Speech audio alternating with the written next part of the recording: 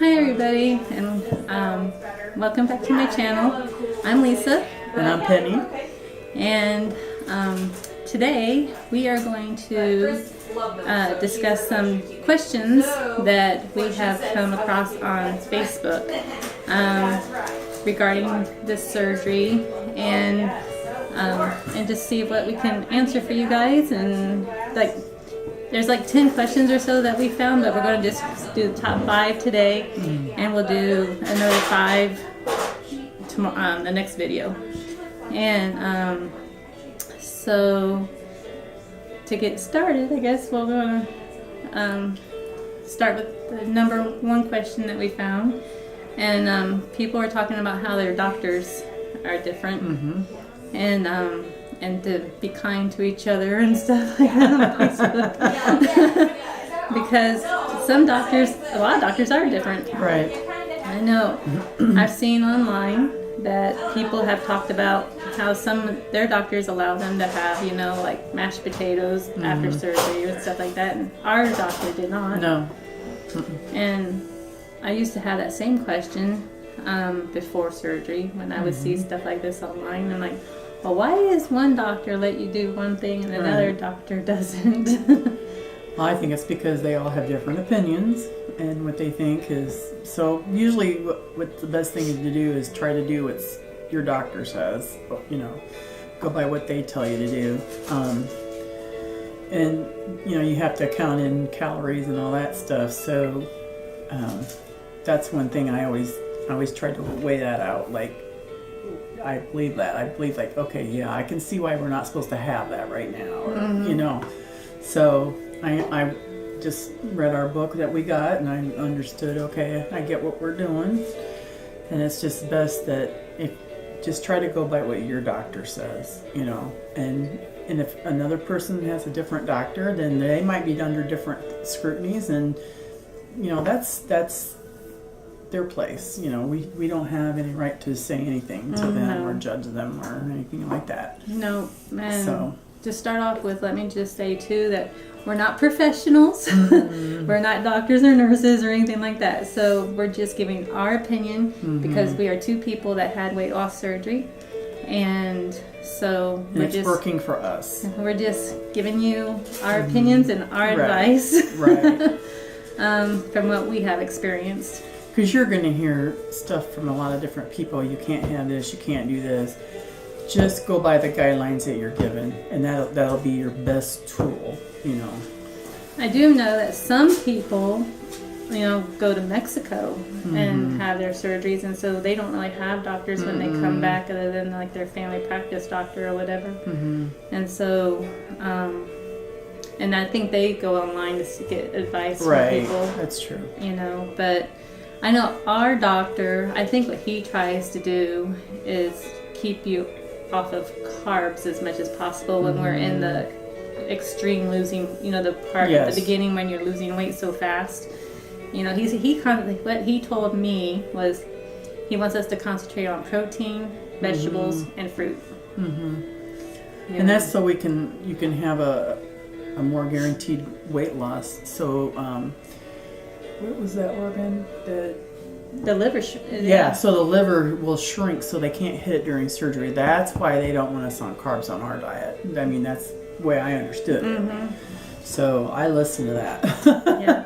And there's another thing too. I've seen this question over too online as far as there's another issue right there. Gurgling. Yeah, there we go. I do it too. Did it earlier. I was going to touch on this later, but might as well touch on it now since it just happened. But after surgery, you'll find some people have asked, does your stomach make noises? Does your, even up in your esophagus, it's kind of embarrassing when you're in public and stuff. And yes, to all the above. Yes, it does. And mine does it at work. I'm like, oh, there goes my stomach again. I'm just getting used to it. It sounds like a growling, like you're hungry, and you're really not. It's like it's something settling in your stomach. Yeah, it could be a liquid or whatever. I know that, if I'm full, and I take a drink after I'm already full. Oh yeah. I'll hear the gurgling all the way up my esophagus. Yeah. So And the best way to get rid of it is just to belch. Yeah. Sorry, this is, you know. it's a normal thing. Yeah. People have asked, is this normal? And yes, it is. Apparently Everybody so. I know that's had surgery does it. So, yeah. Yep. And so I know somebody also has asked what to pack for a hospital stay. And basically, I would have to pretty much tell you nothing. Yeah, I mean, pretty much. I mean, just take your clothes that you're going to wear and just don't keep them clean. Yeah. And, I mean, if I you would want take a a robe, robe. I would yeah, take if you a want robe. a robe or slippers, that'd be one thing. Yeah, take a robe and slippers because they will have you up and about walking Right. around the And you don't hospital. want your butt showing. So. I guess if you want your own PJs, you could do that, but you're going to be so sore, you're probably not going to even want to do that. And the nurses come in and poke and prod on you, and you want to have them to be able to access you without you having to hurt yourself. So, you know. So, but other than that, really, and then getting ready at the end of your stay. I guess when you go home, if you want to shower, but Right. but yeah, basically you don't really need a whole lot. No. Mm-mm. And so, I guess this would be question number 3. Well, what about their meds though? Oh yes, if you're on meds, Yeah. I would bring them. Although, There are They certain will- ones you can't take. Oh. yeah, but I would bring them to the hospital. But the hospital should know what you're taking and already provided. Right. Exactly. So know what your meds are. Yes. At least you know what Yeah. you're on. Yeah. So. I think we're going on to question number 3. Somebody asked about taste buds if they change, and I know somebody I saw online said that they are things are more salty to them. And I haven't experienced the saltiness as much as I have the sweetness. I've done both. Really? Yeah. And I swear to God, I can taste artificial anything. Oh, I can too. Yeah. We were told. I was told from my brother. My brother-in-law had this surgery, and so he told me from the beginning that my taste buds were going to change. But I also know that the bariatric center told us the same thing. Right. But I didn't plan on it changing the day of surgery. Right. I mean, as soon as I woke up and was able to take anything in, they had given me a sugar-free popsicle. And that sugar-free popsicle, I used to like them. Yeah. Not no more. It was way too sweet. I mean, my taste buds changed immediately. Yep, mine did too. I can taste like the chicken broth we got. That was like the best chicken broth I had. 'Cause it's very salty. The other kinds are very salty. I've noticed. And I can't remember the name brand of that chicken can't broth either. I used to have it written down because when I went home from the hospital, I was trying to find it. Was it in a like It's a, one of those kinds that comes in like a little packet, I think, and you just put it in. Oh, I think I have that. It's a jar. It's a little jar of it. Oh, really? Yeah. Me and Cassie found it. I think that's what it is. We'll have to try it Yeah. because we have it. I have it at home. It was really good Yeah, chicken I broth. love drinking that. That was the only thing my stomach was able to tolerate right after surgery. Now I could stomach the popsicles, but I can't eat regular popsicles anymore. It's disgusting to me now.